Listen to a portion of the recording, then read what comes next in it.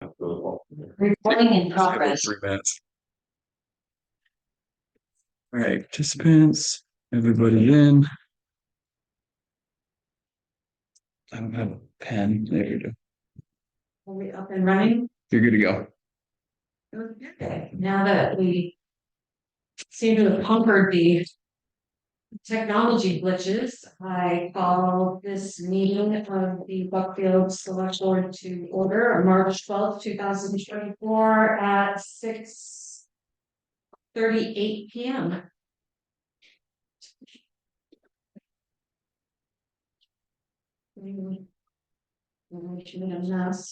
There's no left.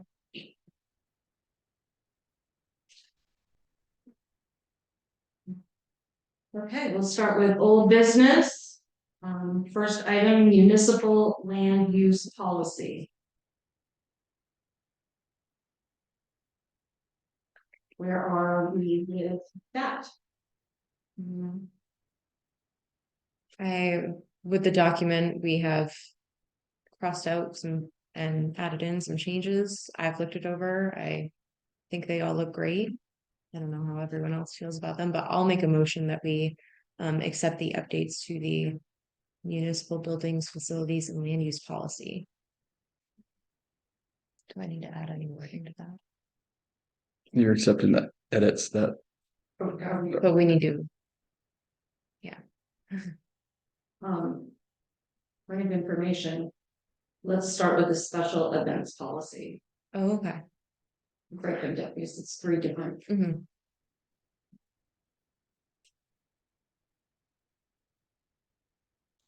Would you restate your motion? Please. I'll make a motion that we enact this special events policy. I'll second that. Discussion?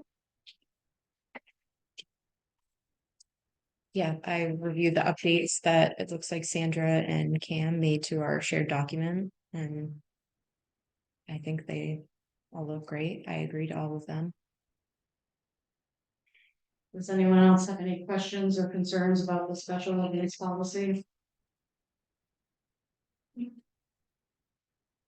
All right. Our motion is to accept the special events policy as written. I'll call for a vote. Those in favor, say aye. Azalea, aye. You're right. Sandra, aye. And the motion passes. And moving on. Please remind me what the title of each one of them. We also have the municipal buildings, facility, and land use policy that we've made some changes to since our last meeting. Okay. And then we have the application, which is a separate document. Thank you. Yeah. So next up is the buildings, facilities, and land use policy. And I will make a motion that we enact the municipal buildings, facilities, and land use policy as updated. Any discussion?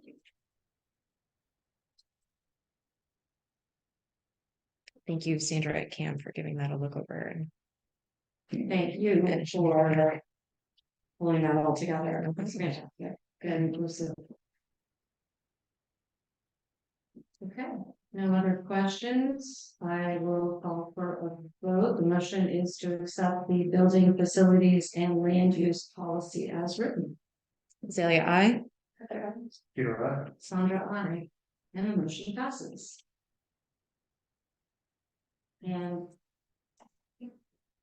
finally, I'll make a motion that we accept the buildings, facilities, and land use application as written.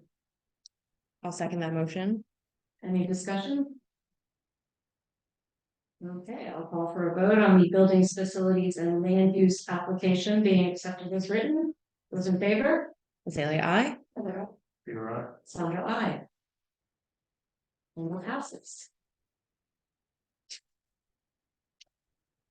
Next item with old business is animal control, which it's more for point of information. I'll start.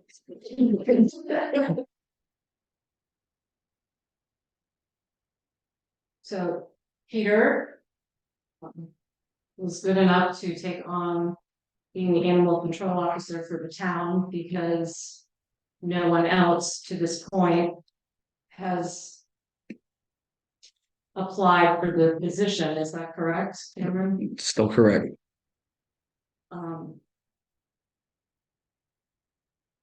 I get to witness firsthand why perhaps no one has applied for this position.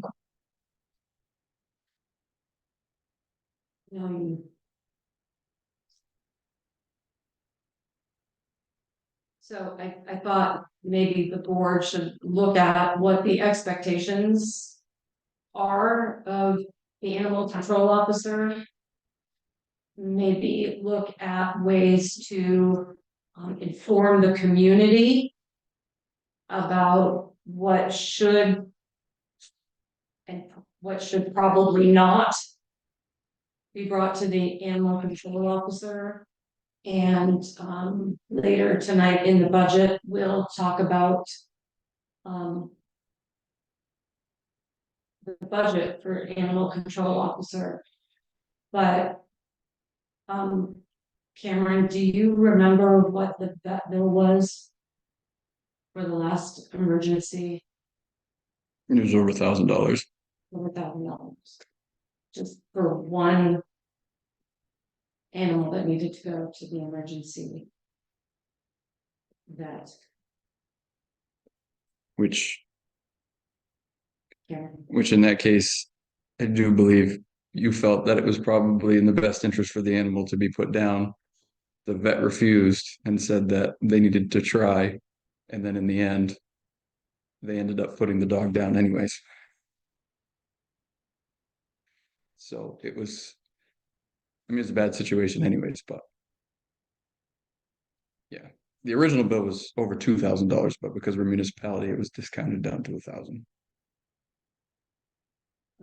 So maybe at this point, I'll make a motion that the board creates a document explaining the roles and expectation of the animal control officer for the town of Buckfield. I'll second that motion. Thank you. So discussion. Yes, What happens if the town doesn't have a animal control? it falls to one of the select board members. But if no one shows up. Well, they show up. If no one answers the call, Well, they call dispatch and the dispatch calls me. and if you don't answer, But I don't answer, well, there was one night where the sheriff showed up on my doorstep. So there's your answer. and the kid said, I'm sorry, but I can't, I had one too many. Right. I mean, I mean, okay, so I mean, it's like, would it fall to the sheriff department?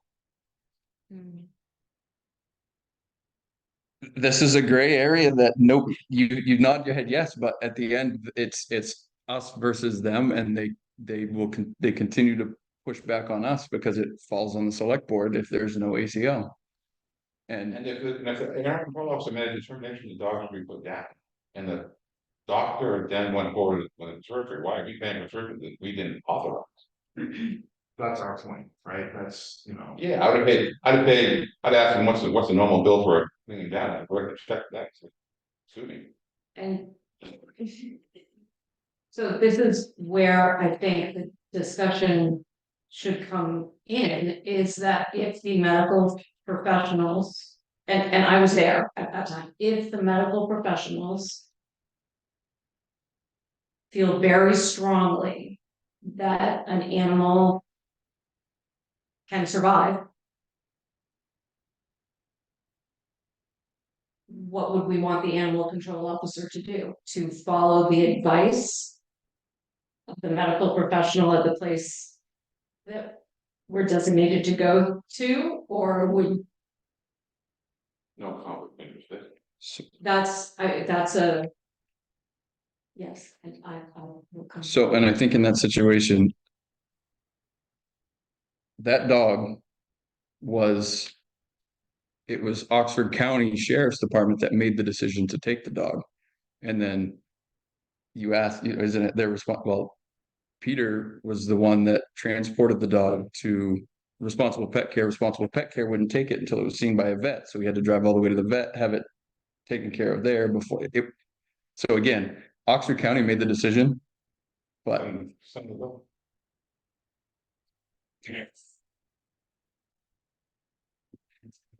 Yes. Did the dog have tags? Did you know who the owner was?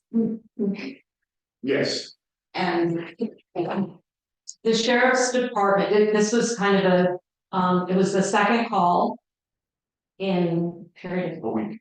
a week. And the sheriff at the second call made the determination for the dog's safety that he was taking the dog from the owner. so it wasn't hit and run, it was the people that owned it to take care of it. And who is the vet that needs? Or do you? I think the only one available, because this is This was, in the middle of the night. so we had to go to the emergency clinic and move, so. Yes, What are the sort of range of calls and most typical calls? Most typically, it's just loose dogs. I mean, that's what it is. And usually they rectify themselves by the time you even get the phone call. Hmm. But you do have to go get the dog sometimes or track down the owner. But I've seen them much shorter time, dog bite, neglect.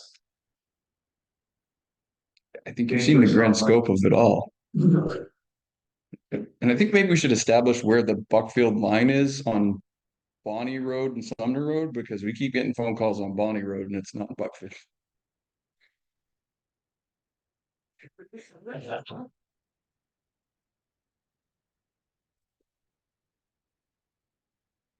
We have a policy where we don't do anything about loose dogs. I mean, the owner is responsible, and I know in my neighborhood, people call around often until they find somebody who owns it. And they all seem to survive. I kept one at my house for a while, and somebody showed up. this is where I wonder if, once the call has been made, the animal control officer has to respond to some level. I know that Well, the current animal control officer does not go out looking for dogs that are running yeah, but loose. if we have a policy. We do certain things and we don't do other things, and I'm suggesting. We don't answer calls on loose dogs. Unless they're from someone. What the most recent one I read Sign the gravy. is, there was loose dogs and the people took them into their home because it was cold out. So I get the phone call. You know, I would argue they'll take care of them until someone shows up. People put up signs. But they're. But I think this is where we, Limit this job, you gotta make some tough decisions. State statute makes it very difficult to limit.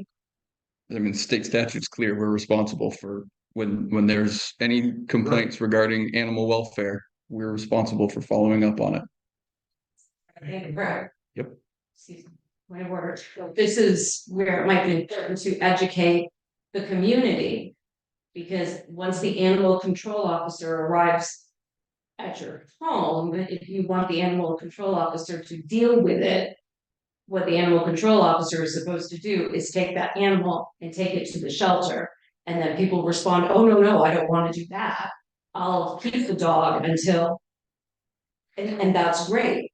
But what has just happened is by making that phone call without having the information that you actually don't want the animal control officer to do anything right now, it's just cost the town money.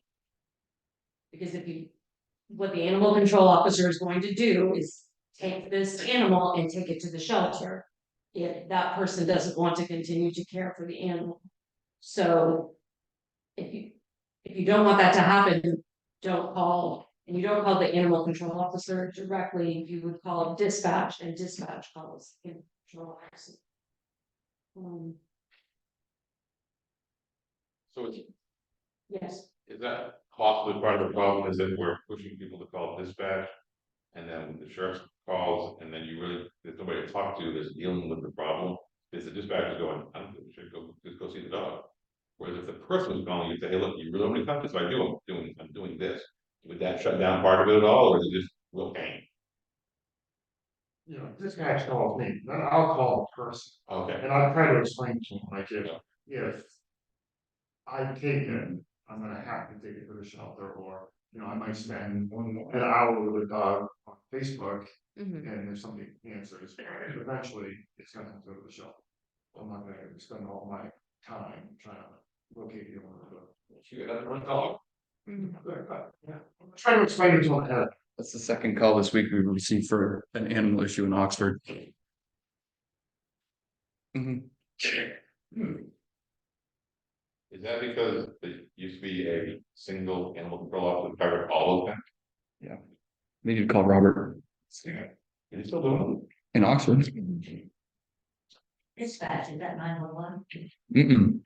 Non-emergency. well, it could be 911, or when you call, it's it? the Non-emergency number. non-emergency number, which is still dispatch.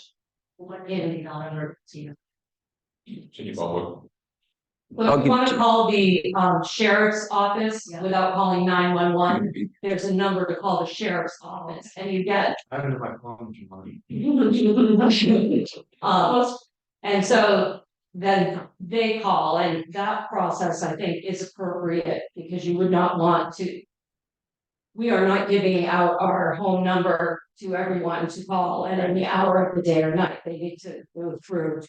I'm not sure. Well, and it triggers a case number too, so that it's tied to, And the next piece is when you have a dog that has not been licensed from the town and it has no tags.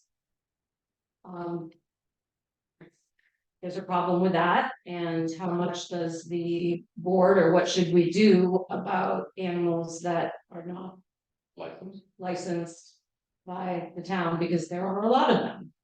And this goes to several things going forward.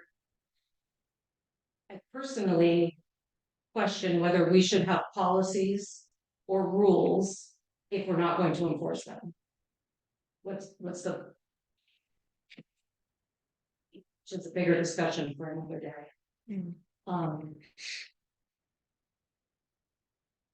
there's a phone number if you want to give it to Judy. Judy, did you want the phone number or just to understand the process? Understand, what do I try to look up? Where does it say dispatch? Do you want me to give you the phone number? Say it up loud, I'll write it in the shirt. Okay, 207-743-9554. And that's the Oxford County Regional Communications Center. Oh, okay. Then they'll call Peter.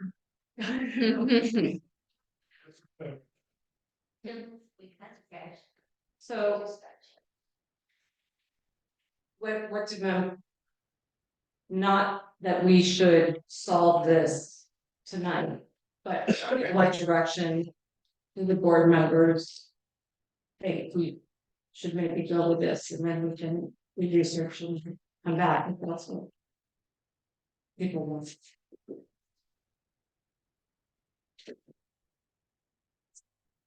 I think as far as immediate action, it would probably be in our best interest to just come up with a kind of list, or like, I don't know, like a flow chart, like should you call dispatch for this animal control issue?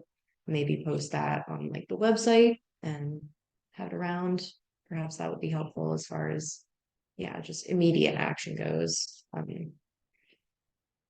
I'm off the top of my head not sure how to help with the unlicensed dog issue, but I'd be willing to reach out to some other towns and see what they do about it.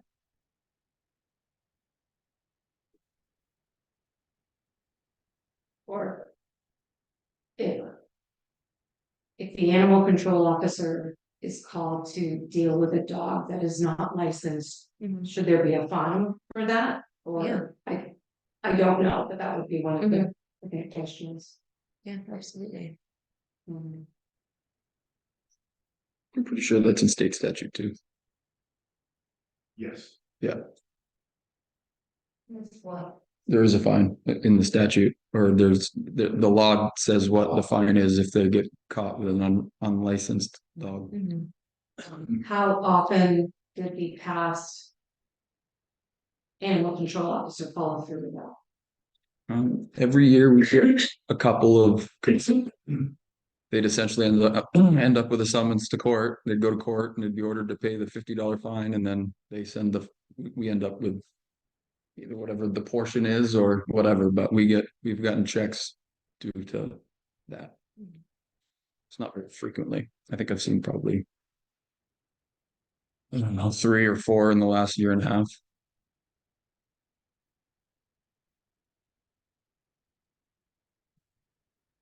Oftentimes what happens is the first time, or what Robert used to do, if I remember correctly, is if he found an animal that was unregistered, he spoke with the animal and essentially gave them like 7 days to get down to the town office and register their dog, and they'd come down and take care of it.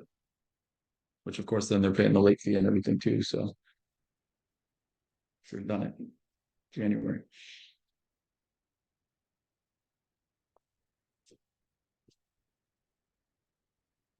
Okay, well.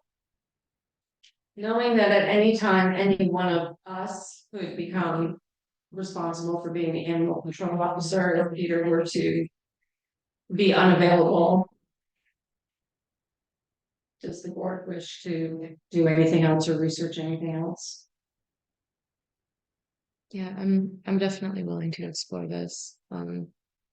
I haven't had these animal control officer responsibilities fall to me yet. I know all 3 of the rest of you have, so might have a couple questions about things. I else was taken the job, but if for some reason he becomes available, and it, just for the sake of, those are hard calls. Mhm. Yeah. Where should we err?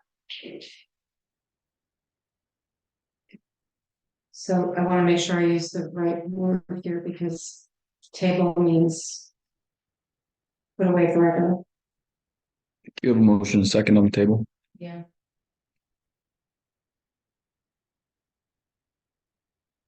I think it was to draft a document about and what was it? Animal control officer expectations. Volunteer to do so. Yes, go. I'll second your motion.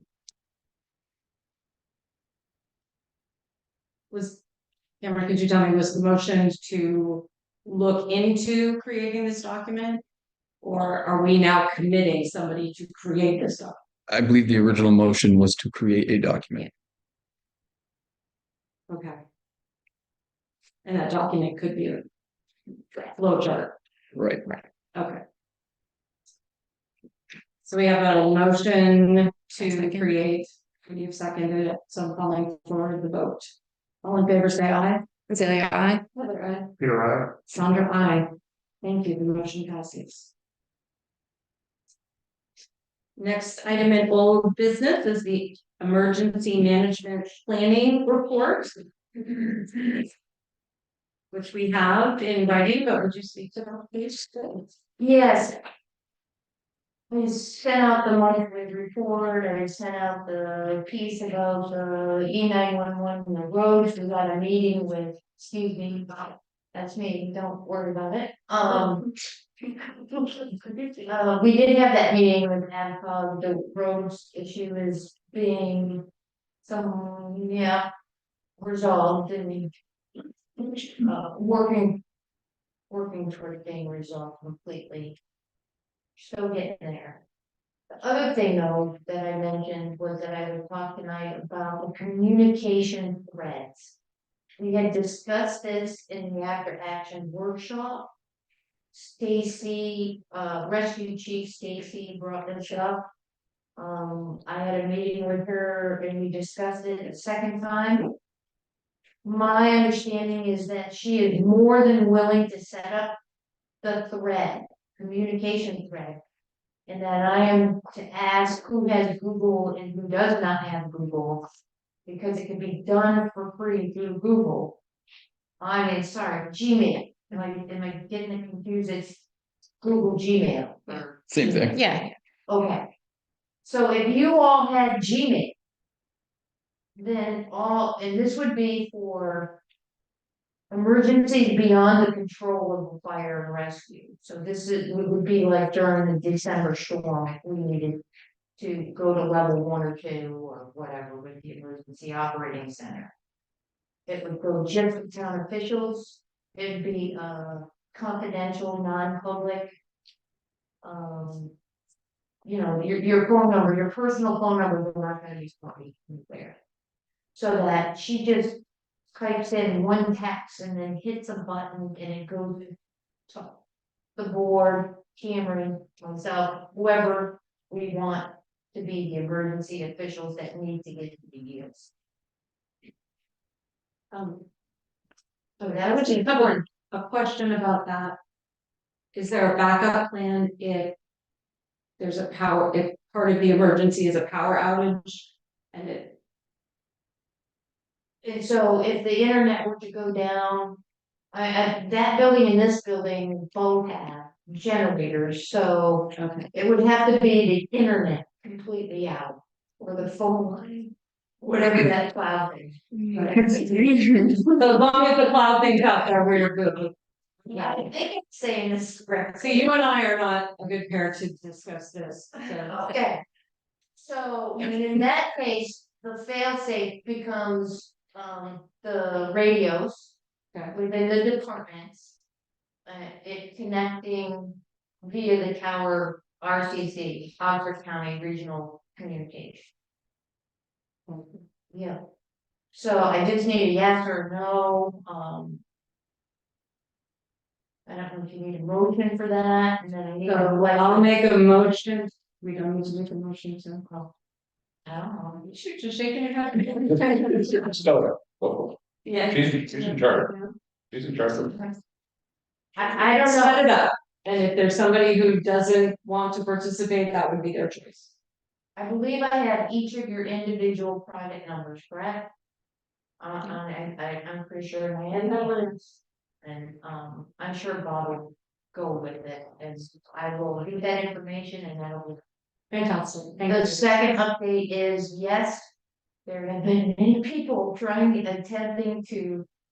Use the format that the emergency operating plan is formatted in on the computer and. Vicky Gammon, we have met twice, we're gonna meet again this week.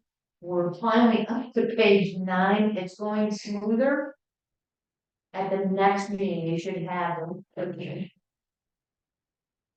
That's it. Thank you for all the work that you're doing. Okay. Thank you. Thank you for being willing to do the communication. Because I do think that's important. Oh, one last final thing is this just in. Our county called, email. And I will be attending, Cameron will be attending, one of the volunteers in school. Is having a meeting next Friday at 9 o'clock in Buckfield Senior High School. And so we had been invited, our county MA had been invited. They're working on establishing a reunification plan. Yep. Yep, sure. That's gonna help us with our plan. So I'm good. Fantastic. Moving on to new business. Make a motion to accept the consent agenda.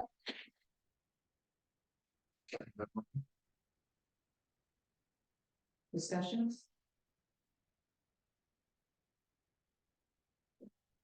Okay, call for a vote. All in favor of accepting the consent agenda?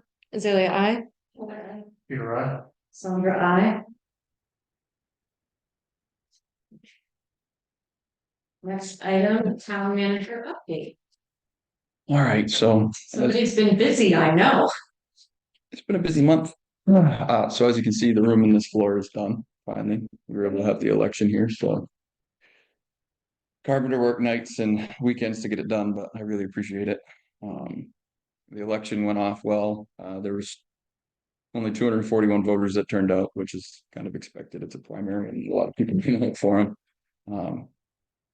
In the town, President Biden won for the Democrats and President Trump won for the Republicans.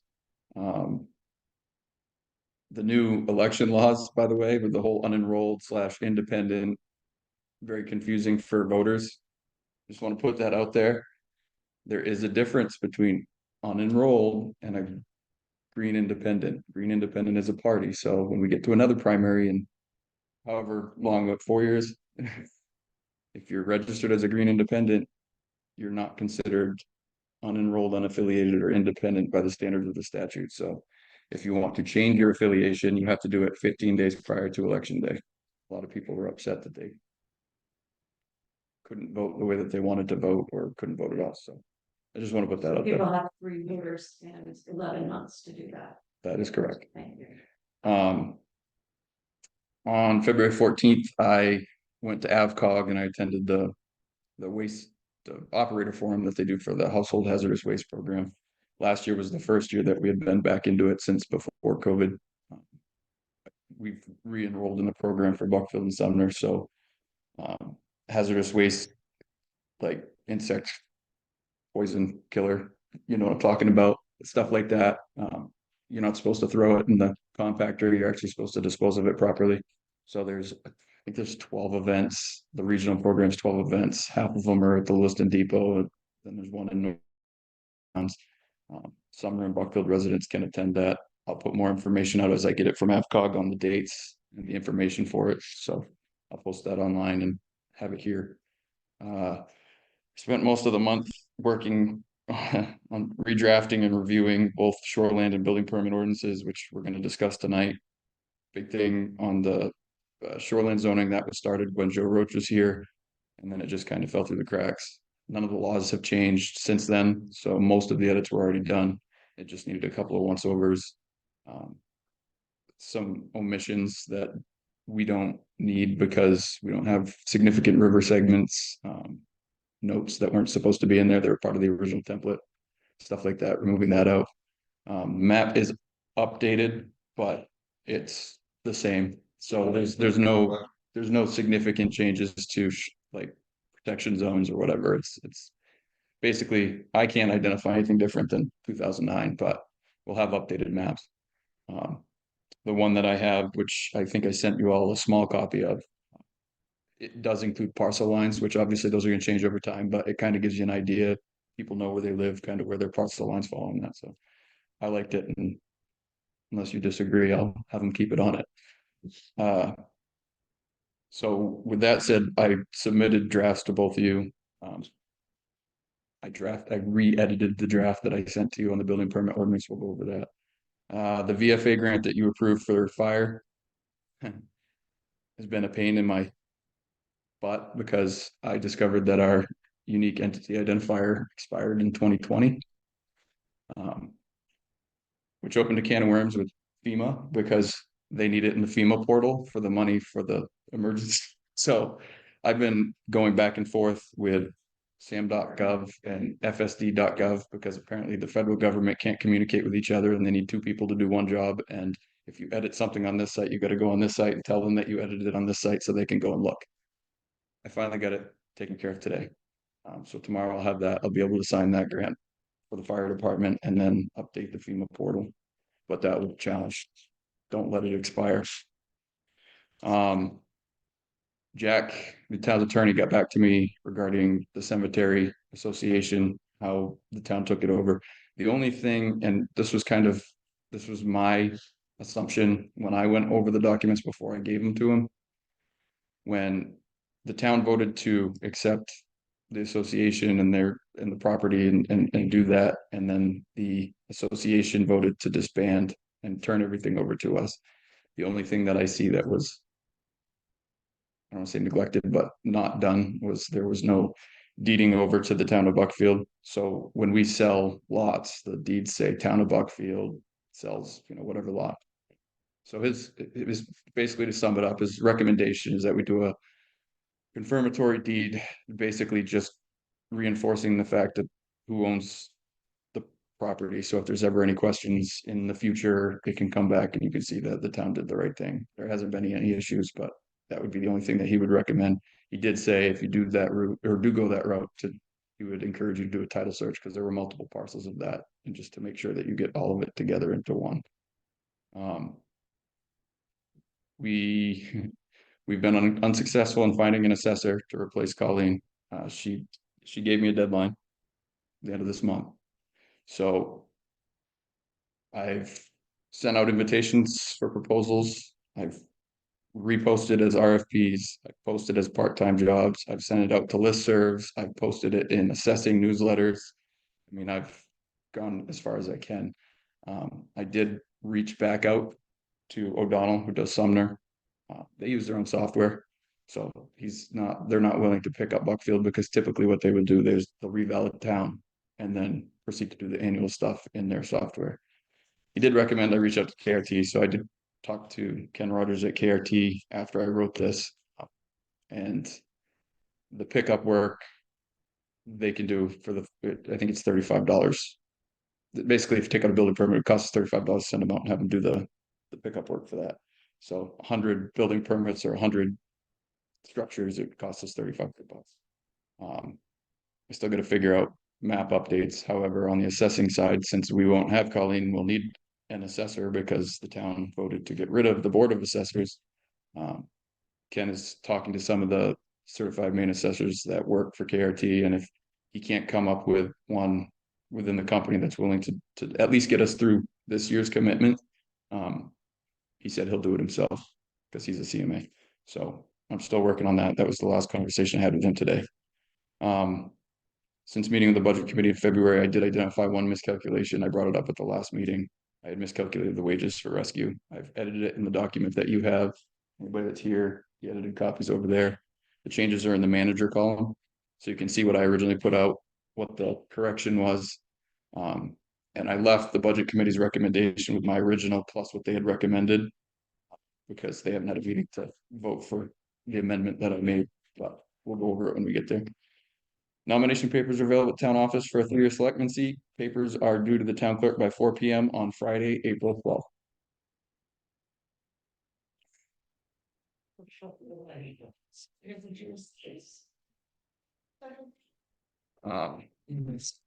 So I'll skim through the department head reports real quick. First reading. Yes, ma'am. So you are moving forward with the recommendations from the lawyer around the deeds for the cemetery.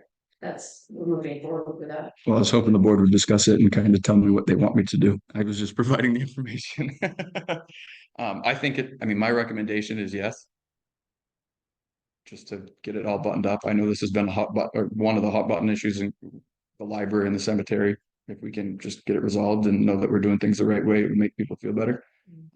I don't think we've done anything wrong. It's just, I get where it's coming from. You have all these deeds that were issued to people for plots from the town of Buckfield, but on paper, the Buckfield Cemetery Association owns the land, but it doesn't exist. Anyway, it seems to me that this is a continuation of the process that you've been charged to do. So if you'd like me to make call, sure you're going forward Yep. with what it was that needs to be done. The second question was, what was the second to last thing you talked about? So we are, thank you. I was trying to break questions and I wasn't quick enough.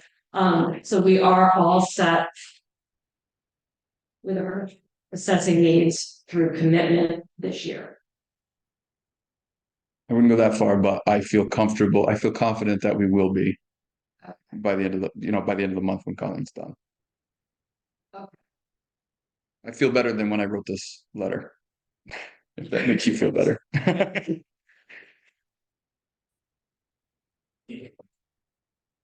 good to know. Um, Thank you.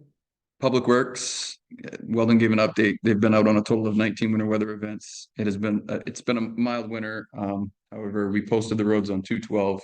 Anything over 23,000 pounds, anything over that can still travel on the roads if the temperature is below 32 degrees and there's no running water or standing water in the road. The dirt roads are really bad right now. We understand that. It's Maine. It's been a wet season. There's not a lot that we can do in the current state. We need them to dry out. So I understand people's frustrations that live on them. But we will do work once things dry up. We will grade the roads and we will add material where it's needed. I just want to put that out there because we received a lot of complaints. The sidewalk machine is 99% complete. They had to do a lot of fabrication to get the new engine in, but it'll be ready for next year. Unless it snows again. Fire department, they had 14 calls for service this month. It was actually, I think there's 2 structure fires or 2. Could have been. One was a significant structure fire. The other one could have become a significant structure fire, but they knocked them both down. The structure's still standing, so it's a plus. Tim Brooks has been promoted to deputy chief. As you know, we haven't had a deputy chief for a long time. So Adam did ask him if he would be willing to step up as the deputy chief. I know he retired as chief a few years back, and he accepted. And then Jesse Hutchinson, who is a member of rescue and fire. He's a full-time firefighter for Auburn. He's been promoted to lieutenant. Rescue calls, 25 in Buckfield, 1 in Hartford, 12 in Sumner, and we had 1 in Lewiston. That the Lewiston call was canceled. It was a 911 call and there were no other units available and we were the next one in line. So it's pretty crazy. We had a total 23 BLS calls and 16 ALS calls. Mutual aid, we received 4 mutual aid responses from PACE. We didn't provide any mutual aid last month. Busiest days of the week, Friday. We had 8 calls on Fridays. The month of February was busy for Buckfield Rescue. There were days when we could receive a couple service calls at a time, which resulted in requesting PACE. So the mutual aid we received from PACE ended up being calls that we were already on a call, so we had to call in another unit. So they've been doing a really good job of covering our calls. We're just struggling with those Tuesdays, Wednesdays, and Thursday nights. The academic internship that we did with the high school is coming to an end in March. And they're already working with the high school and plans to continue it next year. I felt it was a success. The kids that were involved in it were really engaged. They did really well. I feel like they learned a lot. And they had good attitudes. And there are no upcoming events at this time. And then the library, I always forget to read this report because I printed out at the last minute. The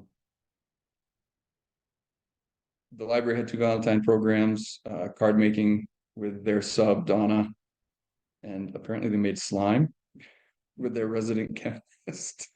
They both were well attended and grown-ups had as much fun as kids. They're going to offer story time on Tuesday mornings only, and crafts and some music will be added to their 10 o'clock sessions. There's a paint party planned on Wednesday, March 6th from 5 to 7 for anybody that's interested. It's March 12th. She wrote 6th. Yeah, she. Oh, she did this report. We Yeah. pushed it off. Well, it was on March 6th. Told you I didn't read it. Director's planning a summer reading program that will come. This will combine with the USDA Smoky Bear Reading Challenge. Friends of the Library Group held a book sale at the church in East Sumner on Saturday, March 2nd. The sale raised $218. 2 of the subs have been excellent workers, assisting with everything that patrons need in spite of several computer issues in the past week that I fixed. They are dependable and carry out the work smoothly with cheery attitudes. They're going to update their patron records, which hasn't been done in over 3 years, or it should be done every 3 years. It hasn't been done in years. And they plan new programs and events for the coming months. If anybody has any suggestions, reach out to Kathy. A related question, because I don't understand technology. Is that just what we're seeing or what everybody's seeing? No, that's what you're seeing. Just us. Yeah, I forgot to click back in. Usually Azalea reminds me, but her back's too. There you go. That's what everybody's seeing. The dog pictures were really perhaps better. Any other questions for Cameron? Thank you for being thorough as always. You're welcome. Next item is to approve the minutes of the February 20th, 2024 select board meeting. I'll make a motion that we approve the minutes of the February 20th, 2024 select board meeting. Discussion, questions, any errors? Everything looked good to me. All right, I'll call for a vote. Those in favor, say aye. Azalea, I. Say aye. Peter, I. Sandra, aye. And the minutes are approved. Next item. The Buckfield Village Corporation update. Dun, dun, dun. We all doing? Please enlighten us. So the Buckfield Village Corporation, I said, I apologize, I don't know the last time I was here. But if you don't know, we did not get the congressional direct spending money for the water line project, so therefore we'll be still letting water flow from the lake down to the filter plant and into our homes until somebody wants to Powerball a megabucks, I guess, and donate the money. But besides that, the rate increase occurred this summer, this past. So, without any major glitches, no one came and burned my house down or anything. So that was a good sign. Things are going well. Our annual meeting is coming up. I would love it if the town would put on their Facebook page and help us promote, since we don't have a Facebook page. Wednesday, the 27th of March at 6 p.m. at the Legion Hall is our annual meeting. There is one assessor's seat that is up for election. It is Russell Clark's seat. He has indicated that he will run again, but will probably resign sometime during the term because he plans on moving. So, anybody's interested in being on the Buckfield Village Corporation, you must live within the Buckfield Village Corporation district. So the easiest way is if you get a bill, you obviously live there. If you live next to somebody else's bill, you probably will. We also, as things have gone on, everyone gets older, and we've done it a long time. We met at our last meeting. I'll actually just jump right there. I want to thank Vivian coming down and meeting with us, talking about the dam plan. I'm not swearing. She was very helpful to make sure that we are staying on track. There were a couple of edits we need to make, and we'll be adopting those hopefully at our next meeting. So it's very helpful. Nice to know we have an EMA back in. I'm pointing that real big. But we would like to, we're not at the point where we're going to come and ask the town to take us back into the town office and collect our bills and do all that for us. But we would like to have a place where the records of the BBC would be someplace besides someone's home.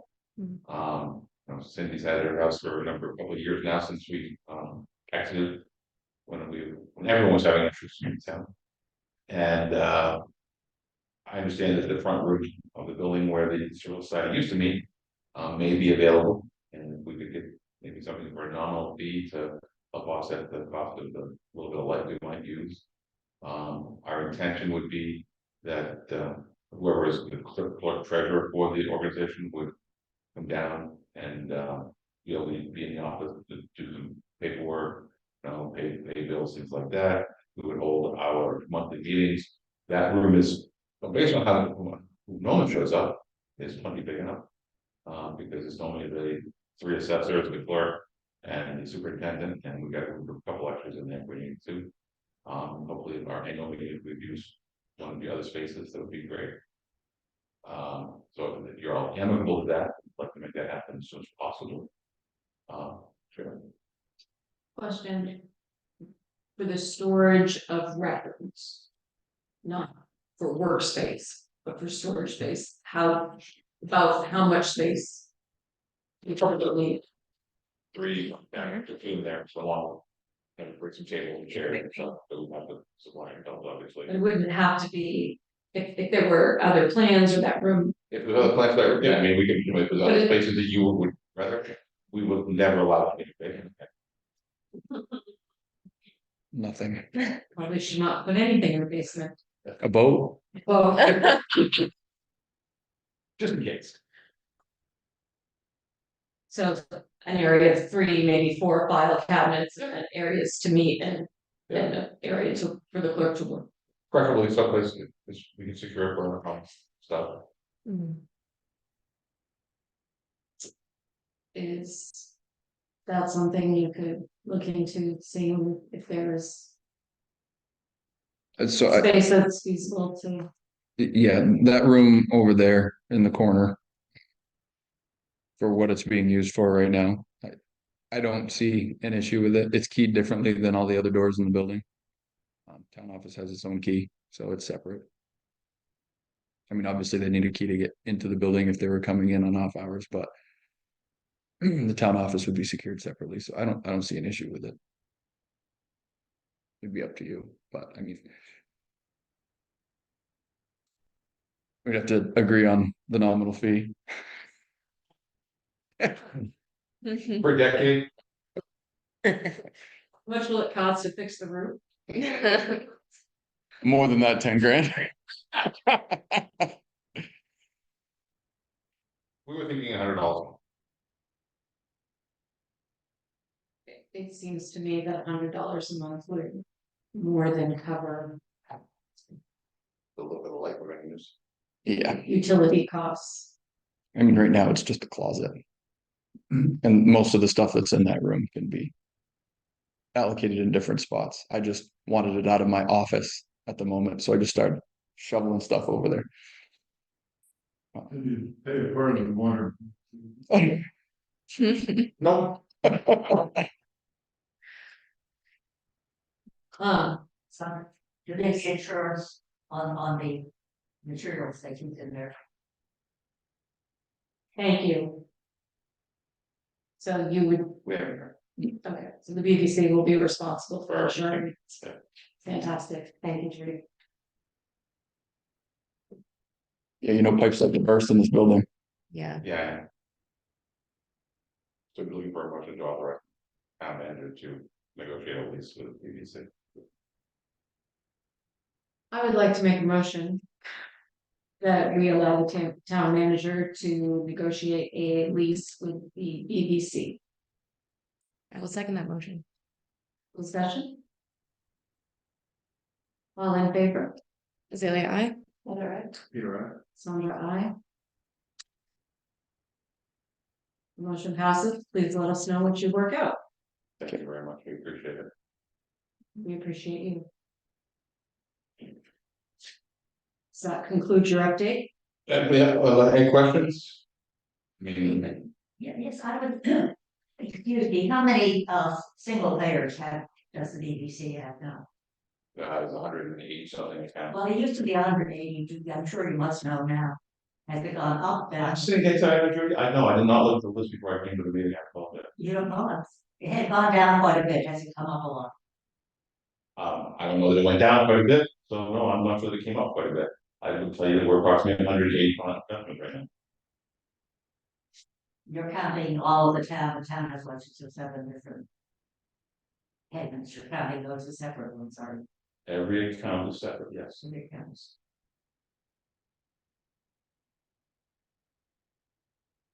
Any other questions?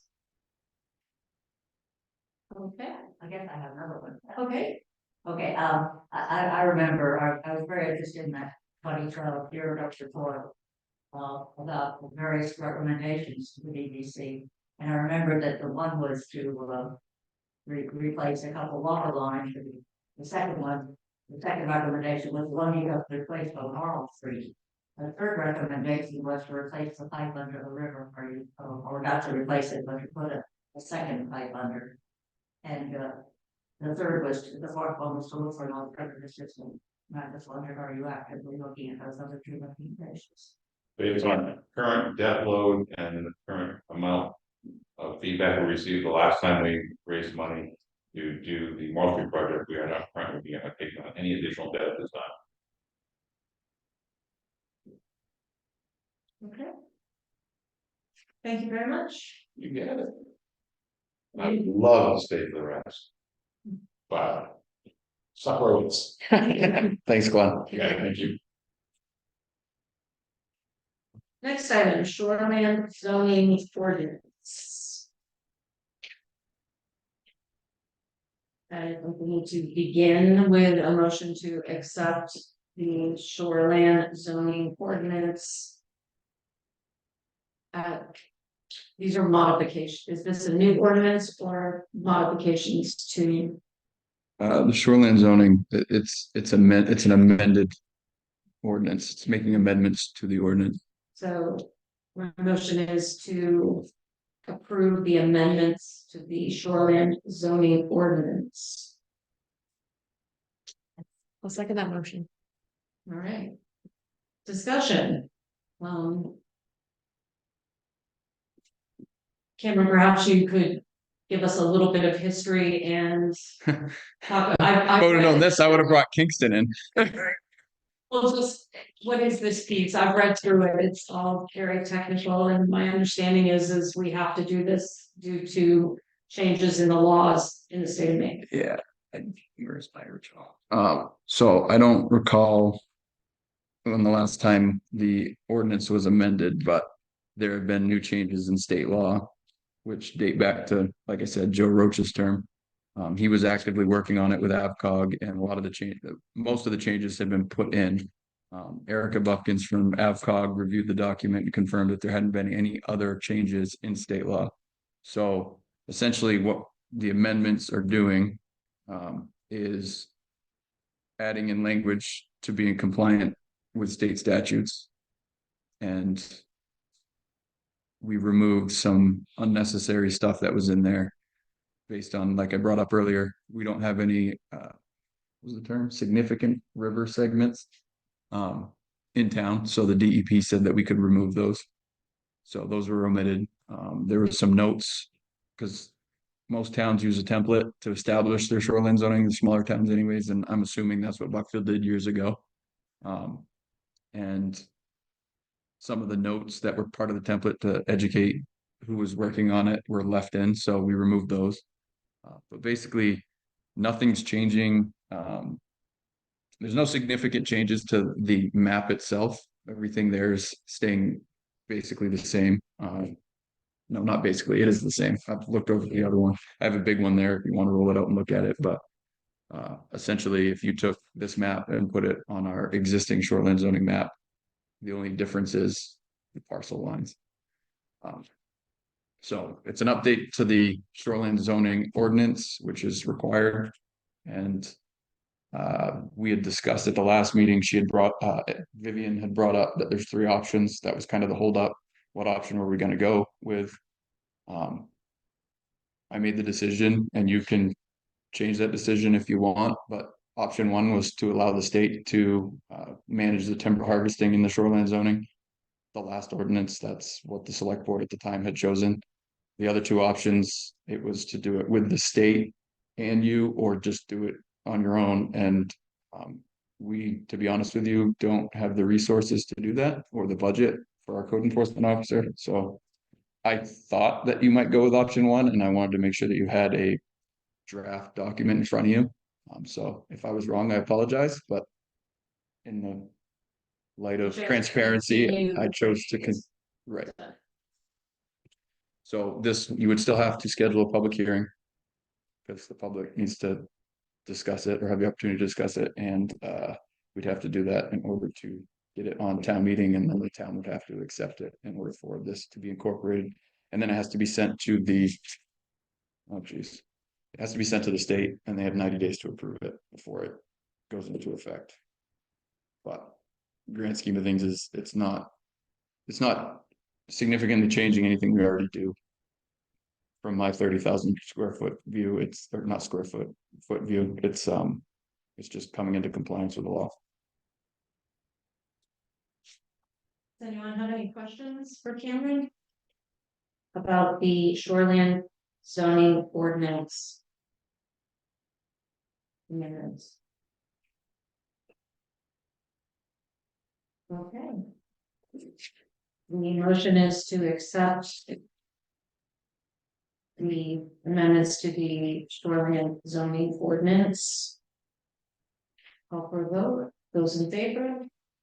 Celia, I. Peter, I. Sandra, I. And we need to schedule a public hearing. As we schedule this public hearing,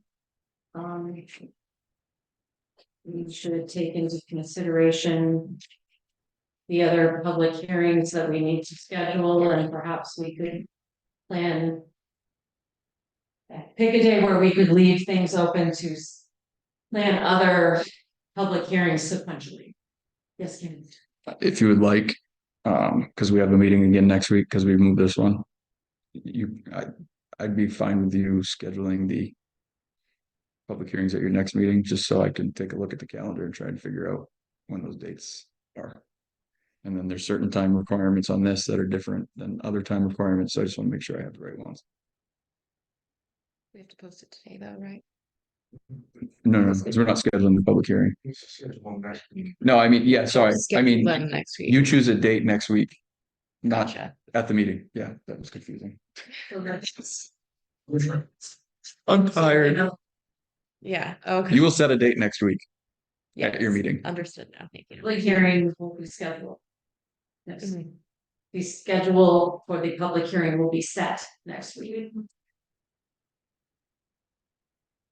No, because you already had a motion, you already passed it, and I'll add it to the agenda for next meeting.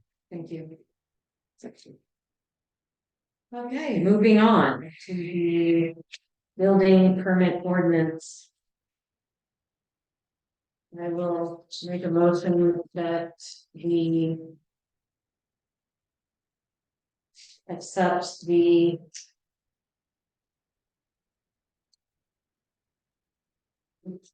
amended the amendments to the town of Buckfield building permit ordinance. I will Is that second. what I will use? Yeah, I'll second. So the way this one's gonna work is basically the recommended language on the warrant. Is you're gonna pass, when it goes to town meeting, it'll ask the voters to approve this ordinance, which would repeal the old ordinance. So essentially you can call it a new ordinance, but it's basically the same ordinance. Adopting the language on accessory dwelling units, which Viv will attest to is very confusing. So we went from a relatively easy to understand building permit ordinance to all that language being mixed up with a bunch of land use requirements that the state now requires that we allow, and all the requirements associated with that. So the other thing that was changed on this one was centered around violations. You Could we want to start? we have done something before we get to that. Absolutely. So going through this sequentially, does anybody have anything they want to discuss or look at before page 11?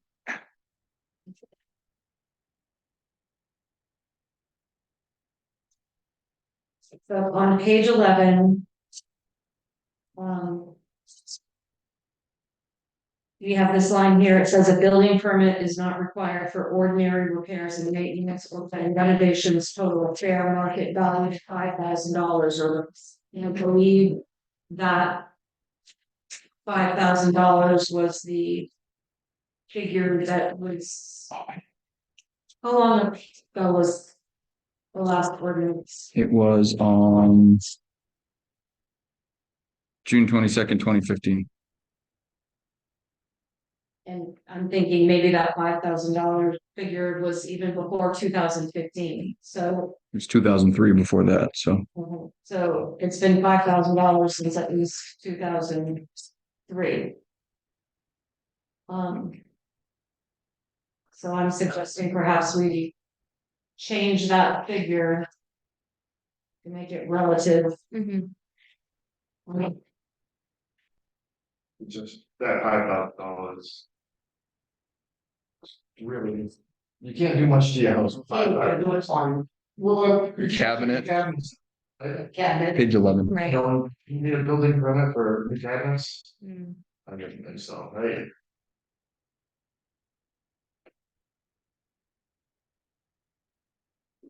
Who's really good at math that can figure out for inflation? I'm really good at Googling, which is what I'm Okay. doing right now. So. Let's say, what was it, 2003? 2003. Yeah. So from 2003 to 2024. This building's cursed. My internet just isn't good. Oh, well, I mean, minimum wage was what in 2003? Right. Pretty much. Federal, not state. Yes. I don't have a policy here, but when people do take out a permit to repair, that automatically trigger a reassessment or just relook at the assessed valuation. That would seem to be the only purpose, trying to catch repairs, except those with plumbing. And electrical.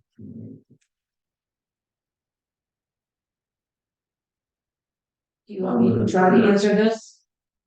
Or do you have an answer? So, I mean, building permits trigger the assessor to review the account and to go out and, well, the way we've done it in the past with the pickup work is have a firm do it for us and go out and do it. The reval is looking at interior aspects like number of bedrooms. It is looking at like depreciation. So if you have an older house that hasn't been remodeled in a long time, that'll play a factor into it. So going forward, some of that, nobody has to allow anybody into their house. So if they take out a building permit for $15,000 in granite countertops, I mean, there's not. An assessor's not going to come to your door and ask to go look at it. Or if they do, But you don't have to let them. this is, yeah, I mean, the building permits typically are taken out for expansion, for changing the footprint of the principal structure or adding accessory buildings or, sorry, auxiliary buildings. I don't want to get that confused with accessory. But the way assessing has been done in Buckfield to this point, no, that wouldn't trigger an assessor to come visit and verify and change your assessment. But with the fact of them stating they spent $10,000 or $20,000, would that trigger the assessor to look at it? I think there would be a review of the building permit. And I I'm just. mean, I think we need to, that person would look at what the permit is for, and if you are replacing your windows, apples for apples, probably don't need for it to be assessed. If you're getting a building permit for a greenhouse, which according to this, people need to get a building permit for a greenhouse, for a Quonset hut, for a chicken coop, or if you're going to put a Connex box on your property. All of those things, according to the ordinance that was passed by the people of Buckfield, you need to get a building permit, and it doesn't. I think each building permit should be assessed, looked at, and just for those who know, to say, is this something that could potentially change the value Yeah. of that property? And if it is, then Yeah, we'll go look. It may play a factor into the appreciation or depreciation calculation for a home. Like if something hasn't been renovated or updated in years and you go and you redo all your windows and put a new roof on it, you may have been depreciated to a point where now they're going to appreciate it back up because it's valued higher. But I'm sorry, You roofs, where would that fall? you would need to get a building permit. Would need a building permit for a new roof.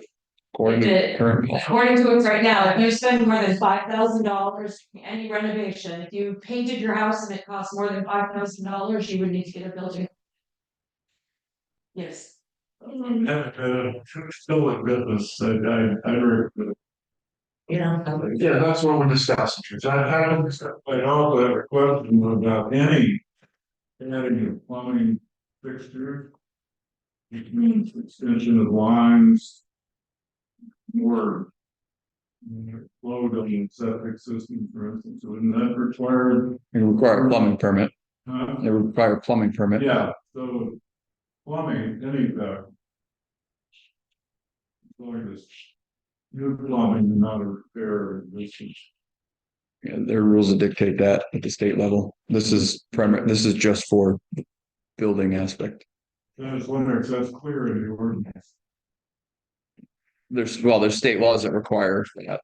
We don't, American state law, and the other way.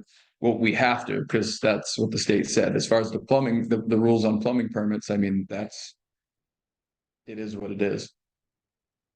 Yeah, it's just that I've seen multiple like that,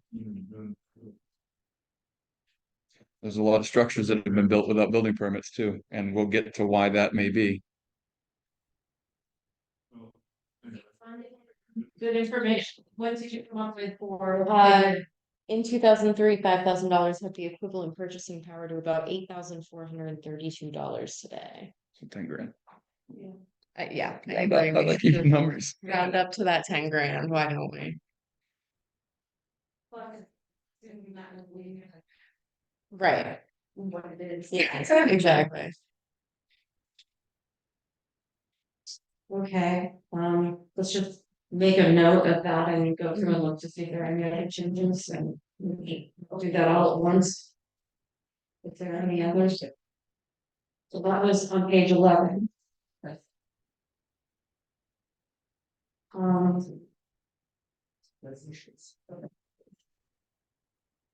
And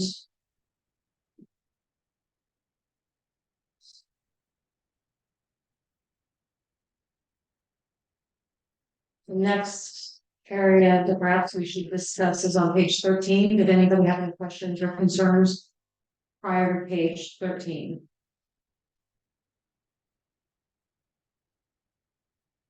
Okay, so looking on page 13, number 17, penalty. Would you like to address this, Cameron, or would you Yeah, so, want us to? well, no, I can talk about it. Thank you. So section 17, the original document that I had sent you didn't have that first sentence in it. However, as I just discussed, there's a lot of structures that have been built with no building permit, and the way it stands currently is if you fail to take out a building permit and the code enforcement officer gives you written notice that you need to take out a building permit, you have 6 months to take out a building permit for that structure. At this point, it could have been there 4, 5, 6, whatever years. There wasn't a lot of teeth in enforcing failure to take out a building permit. So the recommended changes that were put in is there's 2 sections now. There's violations, bigger violations, like you didn't comply with a setback requirement, and it was identified and you had 6 months to rectify. Setback's a bad example, but well, yeah, you got to go before the appeals board and get a waiver and all that other stuff. So it gave you the time to do what's required based off what the code enforcement officer gives to them to fix. The building permit aspect of it now, first it starts out that if you fail to take out a building permit, the code enforcement officer serves written notice. You may be subject to a fine of not more than 10 times the established building permit application fee for that structure. And then anybody who continues to fail to apply for that building permit after 14 days have elapsed shall be subject to an additional fine of not more than $50 for each offense, each day constituting a separate offense. Again, that requires taking them to court and all that other stuff, but now there's an incentive for people to take out the building permit so that we don't get to a point again where we have a bunch of structures in town that aren't properly assessed or notated on property cards, and we don't end up into a mess. Point of information, could you address? It doesn't cost very much to get a building permit, Well, that's depending on what it is you're building, but if I'm going to put a greenhouse, a small greenhouse on my property, it would cost me between probably $5 to $10 to get the building permit. currently it costs you, yeah, $5 to $10 currently. for a small greenhouse. If I'm building 6-car garage, 4-car garage, that's the building permit would cost more. Mhm. I'm saying not an application, just so the fees are on the current Thank fees you. are a problem. Anybody else?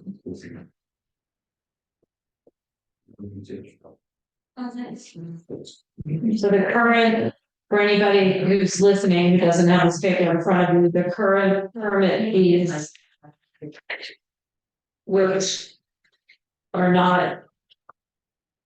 We're not looking to change this. Oh, I don't know. That was the next Can I thing. read this to people that? Yes, I'm sorry, I spoke like that. I think that the fees for the application should be paid, should be changed to them to bring it up to date, the same way we're doing it. At the same time. okay, before we go there, Okay. what I wanted to do So they is charge you 20. give this information for anybody who is watching this Okay. Yes, electronically, who does not have this document in front of me. gotcha. So the current fee schedule ranges from, if the structure is 0 to 200 square feet at $5. Ranging if the structure is over 200, over 2,000 square feet at $50. So as of right now, it's between $5 and $50 for a building permit, depending on the square footage of the structure. Yes, And based, just like under the penalty or under that last section, we were in for 5,000 at 1 to 8. We did some research and the suggestion would be, what was it, Cameron? I can't think of the number. For a change to update this the same way we're. So I looked at some other towns just to kind of see what's going on, and I wouldn't suggest to you that you charge the fees that a city like Auburn or Lewiston do, but I think this breaks it down in a range. A lot of other towns have a base, and then they charge a nominal like 10, well, this one's 25 cents, which I think is too high. I would recommend 10 cents a square foot. So essentially you'd set a base of $5 and then 25 cents a square foot. So your $5 building permit for your 10 by 20, which is pretty big structure, would go from 5 to 25. so before we go into further discussion, and I may be wrong, but the application and the fee schedule is not part of the ordinance, correct? Correct. So this is something that the select board can change as necessary. Which hasn't been reviewed in a long time, and it's on your agenda. Yes, older. So perhaps we should finish Mhm. looking at the ordinance, and then we can look at this and decide whether it needs to be changed, and if it is, I'm going to do it tonight, given the amount that we have to get through. Yeah. But good points. I'm sorry, yes, Just to comment on the fee, how much work falls on the town staff? In the building permit pulled out, I know the plumbing inspector's got it built in. so in all deference. And I think these things need to be talked about, but because.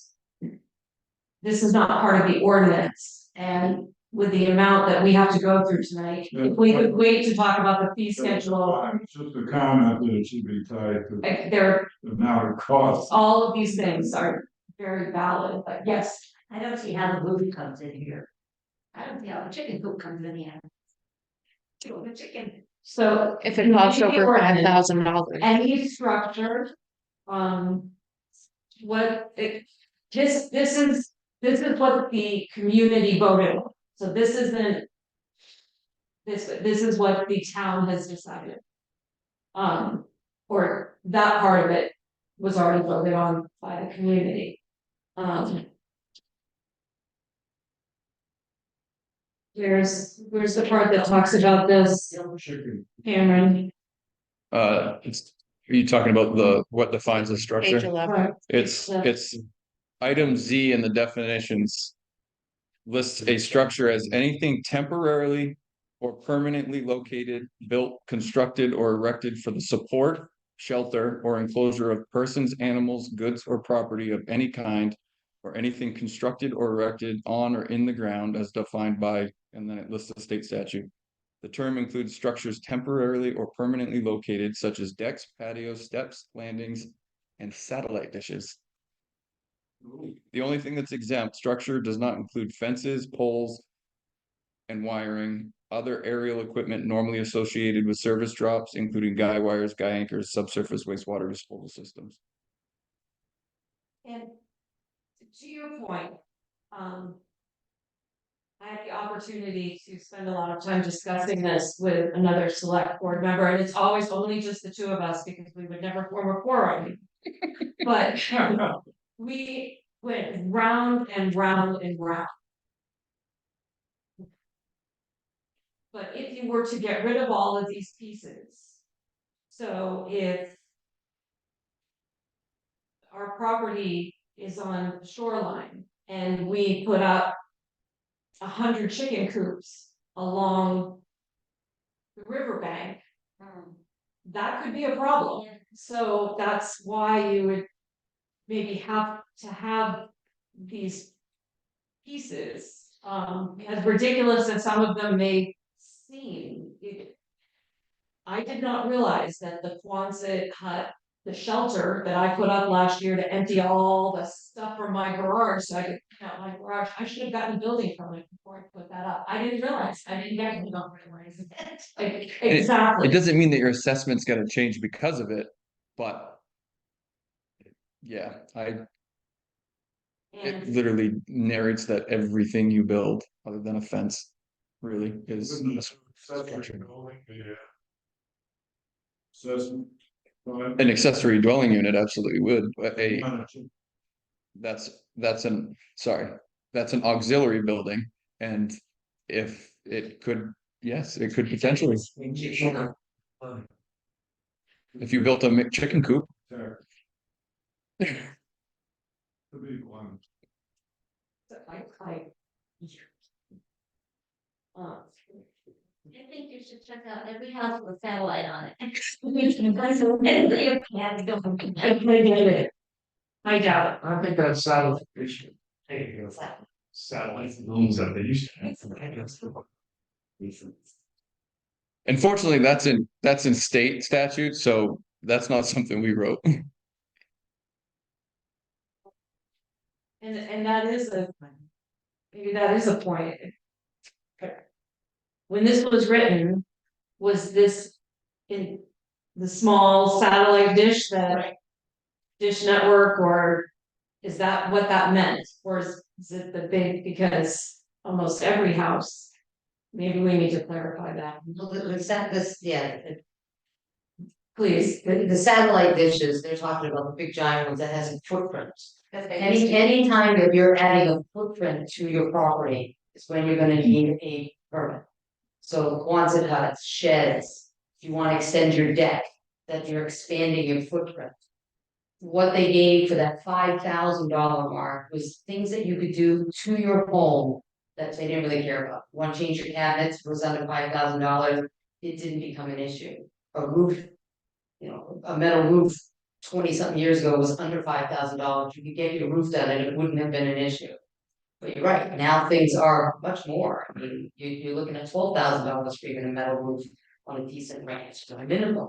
And so you'd have to get permits on it. So if you're trying to keep the footprint number, it would be wise to bring that number up so people could do moderate renovations to their home to keep themselves healthy. But it most likely would not change any assessment. Just because I put new windows in my home I don't care what they tell you, oh, it's gonna raise you're selling, it might, but it's talking about peanuts, if you get your money back, you're lucky. It's when you change a big part of your home, like an added bathroom. That is a significant amount of money and that will bring your assessment up. I add a bedroom, right? Say I have a big enough house that instead of keeping that one large room, I wanna put a wall up and I've now added a bedroom to it. We need to know it. We want that building permit because you're right, it would trigger that there are now more people living on your septic system possibly. That's when your CEO will look at that permit and go, well, wait a minute.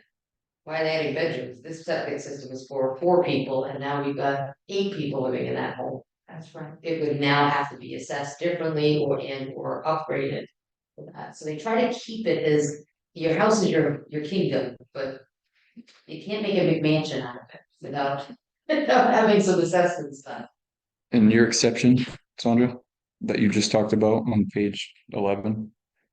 The exception is that a building permit is, so by changing that number to 10,000 on like the roof repairs and stuff like that, that exception says a building permit is not required for ordinary repairs and maintenance or when renovations total a fair market value of 10,000. So if you replaced your roof and it was less than 10,000, you wouldn't have to take that building permit out. So you're, If I may, so we go to 10,000, but. Martha, you know more about this world than I, do you think $10,000 is adequate if we're looking at what the intention was? Because you cannot replace, like if it was before, you could replace a roof or repair the roof. You can't put, you can't replace your kitchen cabinets for $10,000.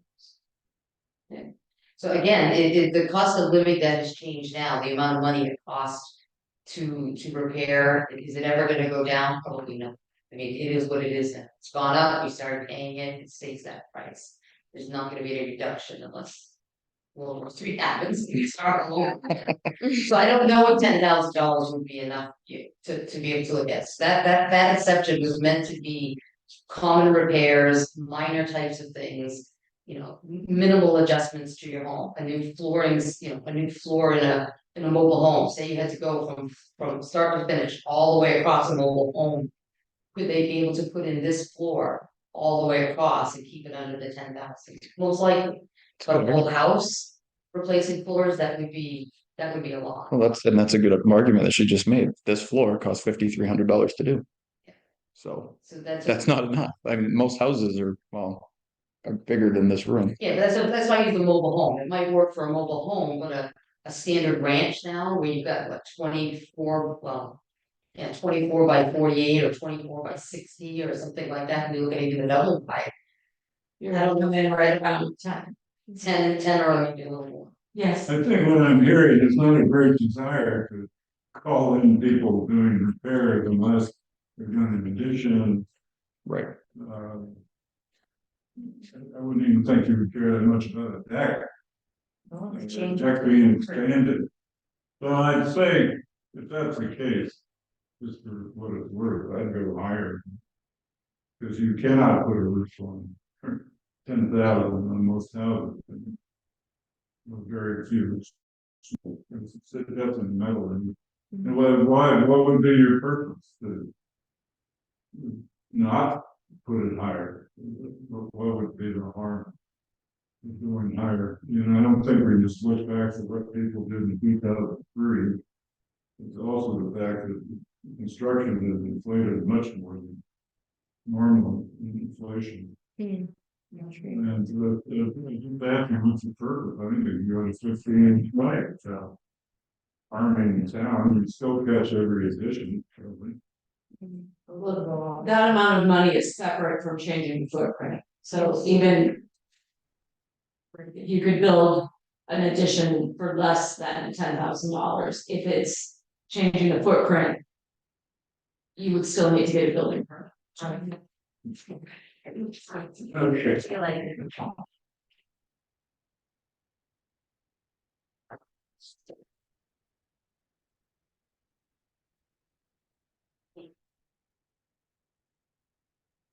At some level, it feels like we're getting stuck in the minutia, but I do think this goes back to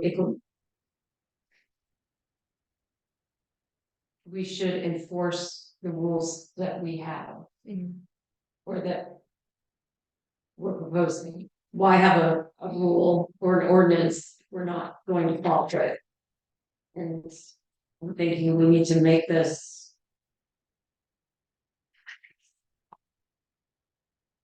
true to the intention. Are you doing math over there? I am, I'm trying to see if there was a quick, like she did, it's very easy to take the amount of purchasing power, just normal, everyday purchasing power. And you just ask Google, $5,000 in 2003 to what the purchasing power is, it gives you the number. Construction costs are a little bit different. So I'm trying to find, see if there was a quick little estimate that you can go in here. But for the closest one I found is from 2000. So it's doubled. That's about it. So $10,000 wouldn't be crazy if that was the number they picked as fair market value. You know, but if we don't think it's enough, you know, it's up to you to add on some more to it, but the cost for something. A house at 265,000 in the year 2000. Went up about double the amount, if not maybe 2.5 times that amount in everyday cost. Who knows if $5,000 made sense in the year 2000? Yeah. And It was just arbitrary. who knows who picked that number and why they. Yeah, Right, absolutely. so. I think you need to look at what. What do you get comfortable? I agree. Number, I didn't hear. I think 15 is a reasonable amount in 2024, if you're looking at building costs from the past 20 years, that's. And can we write the ordinance with the language that that amount is to be adjusted each year? Annually. Right. So 3 years from now, if we have the inflation we've had for the last 3 years, and I hope that we do not, then we don't have to go back and ask the town to vote on the ordinance again, Yeah. that we include in it.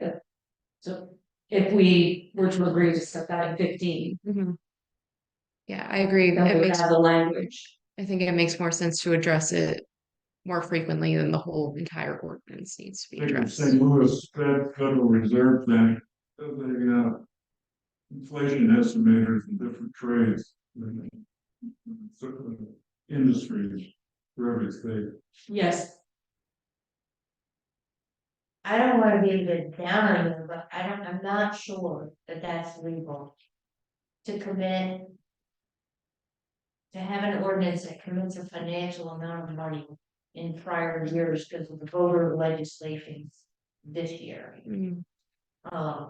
And I'd hate to see this held up and have to go to MMA. But maybe there could just. When you do the policy on the pricing, you can say our policy is to review this every 3 years, just to double check, and if need be, it's a small amendment. You don't have to produce the entire document when you do a minor amendment to an ordinance. That's my understanding, is that you just have to have on the ballot that approve the amendment. So if you had to change this in 3 years.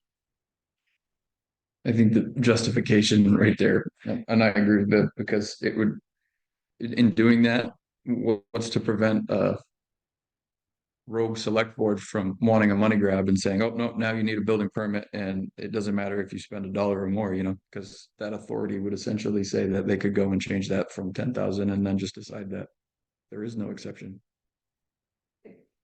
perhaps. My intent was if we were to say $15,000.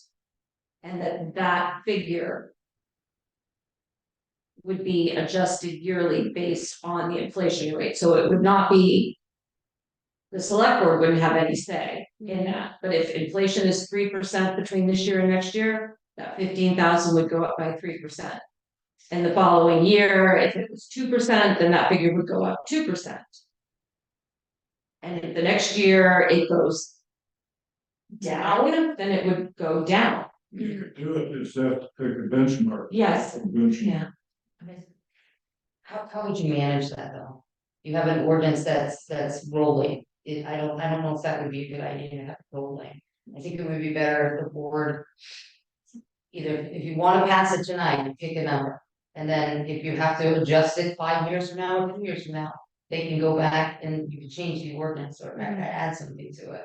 But there, I think a number needs to be chosen, and if you pick a number that is an approximation of how much has changed in 20 years, and we leave it there.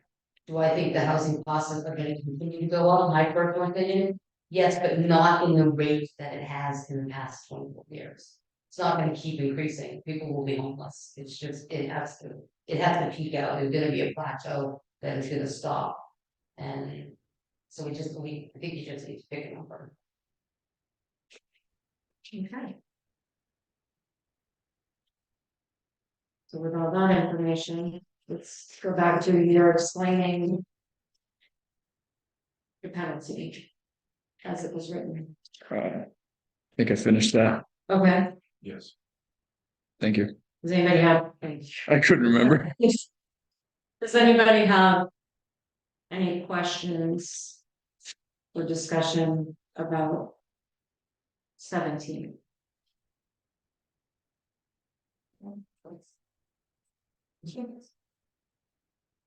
Yeah, I think the penalty, the way it was written before, wasn't steep enough, so people just didn't take over.